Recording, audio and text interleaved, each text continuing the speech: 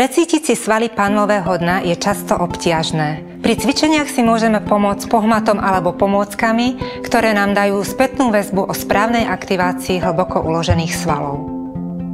Ľahnite si na chrbát s vystretou chrbticou. Pokrčené nohy sú na šírku panvy. Zatlačte dlaňami oproti stehnám, vydýchnite a maximálnou silou stiahnite svaly v oblasti pošvy. S nádychom sa uvoľnite.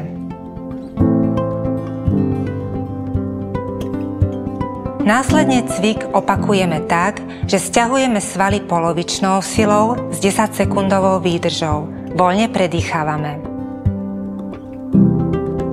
Dôležitý je nácvik v stoji, kedy panvové dno bojuje s gravitáciou a je vystavené tlaku vnútorných orgánov. Postavte sa na šírku panvy, ktorá je v neutrálnej polohe. Chrbtica je napriamená. Naučíme sa teraz sťahovanie svalov počas nádychu, s výdychom uvoľníme. Najčastejšími chybami pri cvičení sú